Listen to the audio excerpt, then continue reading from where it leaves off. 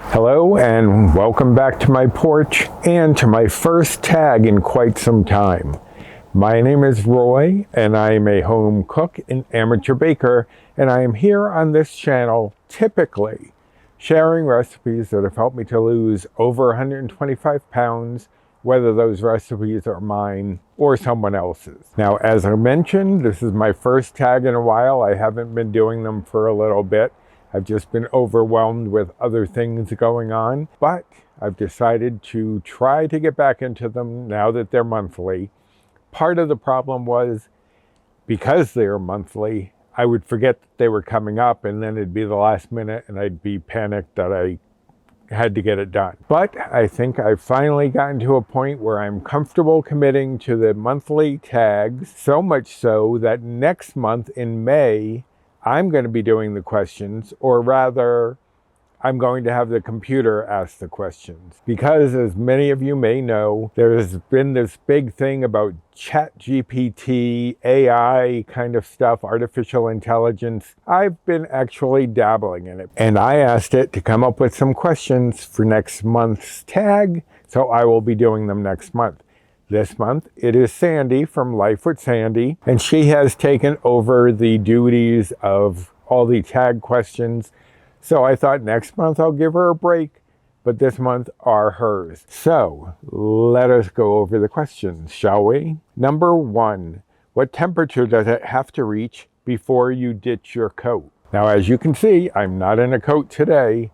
So apparently 62 is the temperature. Honestly, it's around 60. But I was thinking about it that in the spring, it could be like 58 degrees and I'll be out with no coat on. Now, if we hit fall and it's 58 degrees, I'll probably have my sweatshirt on because I've been acclimated to cold weather that 58 feels very balmy. In the fall, after a hot summer, 58 feels a bit chilly. So it depends on the season as far as when you put coats on and off.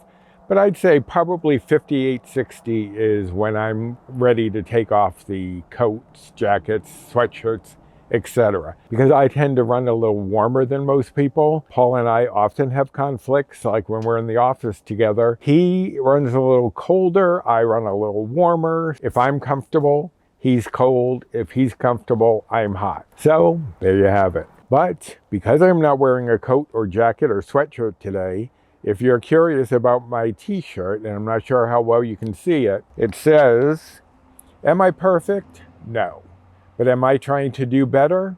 Also no. Now, I think that's funny. Okay, number 2, do you have a green thumb? If yes, what is your favorite thing to grow? I don't know exactly how to answer that question. I'm not great. I'm good at the beginning. Let's put it that way. I'm good when I start. I'll get the herbs. Usually I'm doing herbs.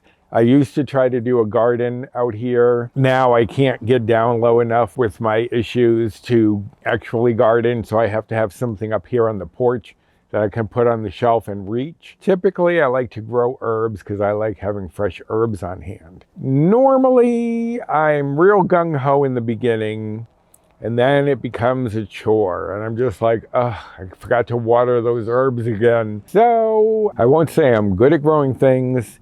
I'm okay at growing things. So maybe a pale green thumb? Okay, number 3, what's your favorite thing to do with the extra hour of daylight? Here, Sandy's talking about spring ahead, fall back, spring ahead. We get the extra hour. Honestly, it doesn't really mean anything to me. Typically, I'm in the house, so, I go shopping once or twice a week. The extra hour of sunlight doesn't really mean anything to me. It's not like, as I said, that I garden or anything like that. I do like seeing the extra hour of sunlight. I hate when the days are short and the nights are long. That's the worst. I like seeing the extra light, having the light come in, but do I do anything with the extra hour? Not a thing. Number 4, what are your 3 favorite things to bring to a picnic? I don't generally picnic. If you're talking about some sort of gathering, maybe. Typically, I would bring a dessert. If I'm trying to stick to picnics, even though I don't go on them, I think probably potato salad or macaroni salad, some kind of salad like that. I feel is very summery, very outdoorsy. Or my BLT macaroni salad. If you want to check that out, I'm going to card that here and link it in the description box because that's a great one for any sort of outing. Some kind of sandwich, obviously. But again, the sandwich would depend on my mood. I'm very mood-based. It would have to be whatever struck my fancy at that time. And it'd have to be a beverage. Some sort of diet soda. Right now, I'm drinking the Dr. Pepper Strawberries and Cream Zero Sugar. Very good. I'm not sponsored, obviously, but I showed it on my social media and a lot of people were looking for it or had tried it. So I do enjoy that. But any sort of diet soda, I'm usually okay with. So those are the 3 I'm going to go with. A sandwich of some kind, a salad, pasta or potato, depending on my mood, and some sort of diet soda. Number 5, do you prefer rainy spring days or sunny spring days? I don't mind rain. I love thunderstorms. I know there are people who hate thunderstorms. My grandmother was terrified of them, but I've always loved them. I found sitting out on the porch when I had a covered porch before, during a thunderstorm, hearing that was my favorite. So I do like rainy days. But I would opt for a sunny day over a rainy day simply because if I'm going out, it's much nicer to go out when it's sunny than rainy. If I were inside, I think I'd still go sunny, but honestly, a rainy day doesn't bother me at all. Now, a snowy day, I hate those. But rain, I'm okay with. So, number 6, if you could teleport anywhere in the world for spring break, where would it be? Well, I am not a traveler, really. If you've seen any of these tags, I'm more of a homebody. I don't necessarily like to travel, and teleporting would make it a little easier, but I'd still be away from home. I like to be home, but spring break, I mean, I'd have to say nowhere. I mean, if I have to go somewhere, I don't know, maybe Florida to visit my niece and her family. That's all I can think of. I really don't like to travel. I prefer staying home. I don't want to have to pack all the clothes I just want to stay home. If I have to teleport somewhere, I'll go visit my niece and her family. If I can get away with saying nowhere. How about I just teleport to the grocery store and teleport back? Anyway, that's what I'll say, but honestly, I'd rather stay home. Number 7, what is your least favorite spring cleaning chore? I do not enjoy cleaning of any sort. I never have. I've done it, and I do enjoy once I've done it, that it's done and that everything's clean. But because of my physical limitations, almost everything is more of a chore than it needs to be. So honestly, I don't enjoy any of them. But least favorite, I really hate doing dishes, but that's not really a spring cleaning chore. Maybe washing windows, just because it's a little cumbersome sometimes, although our windows pull in. I just don't like any of them. One of the main problems for me, I love to clean out the closets and do all of that. But then because of my ADD and OCD, I get distracted and perfectionistic and things take longer. And then before I know it, it's later in the day. Everything's still strewn across to the bed. So then I have to try to hurry up and put it back. And I like straightening stuff up like that. Yeah, I really don't like any of it. But if I do have to pick one, and I don't honestly really do spring cleaning, I would have to say, I guess, washing the windows. Number 8, when you cook, are you a clean as you go person or clean it up when finished? This is a point of contention between Paul and me because I am a very messy cook. It may not look like it when I'm doing my recipes on the channel, because I can push everything off to the side, put it in the sink so you can't see it. Typically, I'm a clean after I'm done type of person. Paul's always telling me I should just clean as I go, and I know that that would probably be easier in the long run, except, as I said, with my ADD and OCD, I want things cleaned a specific way. Like it takes me forever to do dishes because I'm very overly obsessive about making sure they are clean. But my ADD distracts me. So if I then start cleaning something, I totally forget about what I'm cooking and end up burning something or missing something. So I'm a clean as you finish person. I'm not going to distract myself by trying to keep everything clean. I will sort things out a little bit, push them aside, but I'm a messy cook typically, and I can't do it any other way. I just get either too distracted or too focused on making sure something's clean that I'm again distracted because I'm ultra focused on getting something clean. So yeah, I'm definitely in real life a clean after you finish person, although it doesn't look like it on camera. Number 9, what is or was your biggest life challenge you've ever experienced? Sandy, I'm not quite sure how that's a spring question, but okay, I'll go with it. Actually, I think one of the ChatGPT questions that I have for next month might be very similar. I'll have to check that and have it generate another question if that's the case. But what is or was the biggest challenge? See, I did not read these questions ahead of time. I mean, I glanced at them, but I didn't go over them with Paul like I normally do, and I didn't have any preconceived notion, so I didn't even realize this was in there, or I would have given it more thought off camera. But since I have to give it thought on camera, I'm sure there'll be some extra editing going on right now. Okay, I know. I did not get my license, as many of you may know from previous tags, until I was 33 years old, because I was terrified of driving.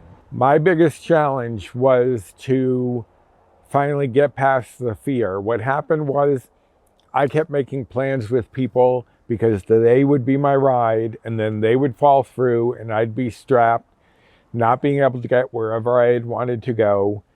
So I finally decided I had to push past the fear and get my license so I could do the driving on my own. And I did. I was 33, as I said, and I finally got it. So I've only had my license for 27 years because I'm 60 right now. So yeah, I think that would be the biggest challenge, was getting past that fear, because fear is a very difficult thing to get past, because obviously you're afraid to confront whatever you have the fear of.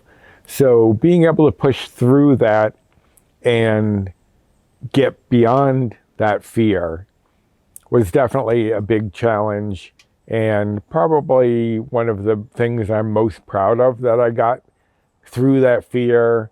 Took me a while, but I got past that fear and got my license nevertheless. Okay, last one, number 10. What is the one sentimental item you own that you will never get rid of? I was actually just talking to Paul about this today, and I hadn't seen that question, so I didn't realize that this was coming up. But my mother had given me a necklace that I'll actually insert a picture of it here. It's just like a necklace on a chain that has my initials on it. And I don't typically wear necklaces, but I have it hanging right on my lamp on my desk so that I always see it. Whether I'd wear it or not, I would never get rid of it. It was one of the last things that my mother got for me. Yeah, I would definitely never part with that. And that is the last question. So thank you, Sandy, over at Life with Sandy, for not only coming up with the questions yet again, but for inviting me time and time again, even though I haven't been doing them. If you want to see the other channels that are doing this tag, go look in the description box and check out all of the other people's answers. I will also have all of these questions listed down in the description box. And you access the description box by looking underneath this video where it says the name of the video, and then you'll see words and it'll say show more. tap show more. It'll drop open the description box, and that's where you'll find these questions if you want to answer them in the comment section. But that wraps up my return to the tags. Some people have been asking when I was going to come back to them, and I hope that this satisfied that itch of not seeing a tag from me in a while. Now, if you wouldn't mind helping out my channel and doing the usual like, subscribe, comment, share, and hit the notification bell for the next time I upload any sort of video, such as this tag video, which, as I said, I haven't been doing for a while. I also do have a collab coming up on April 23rd, Sunday at 9 a.m. with Danielle, Nicole, and a bunch of other channels who are coming up with healthy, quick, and easy dinners. So that's another one that's not my typical. And that same day, April 23rd at 2 p.m., I'm going to be going live in order to celebrate my 2-year anniversary on YouTube. So there are things coming up that are not my usual planned Friday video, so hit that notification bell. And besides the questions and the other channels that are doing this tag, down in the description box, you will also find my Amazon storefront, my Built Bar Rewards, Fetch Rewards, Skinny Tips code, and my social media if you'd like to follow me over there. I have my Instagram and 2 Facebook groups that I am a part of. One of the Facebook groups, if any of you are doing the Healthy app, I am trying to find a way to share my recipes on there from the recipe builder so you don't have to put them all into your recipe builder yourself. The feedback I've been getting from the people who have been checking out whether they can use it, some people haven't been able to access it, some people have. I'm thinking you have to be on the same plan as I am, the Better Balance plan, maybe. That's still a work in progress, but I am trying to get that on there. So if you're on Healthy and you follow any of my recipes, join Recipes with Roy on Facebook, because that's where I'm trying to share all of the links to the recipe builder so that you don't have to input everything yourself. So that wraps this April tag for me. I hope that you enjoyed the video, and until next time, bye.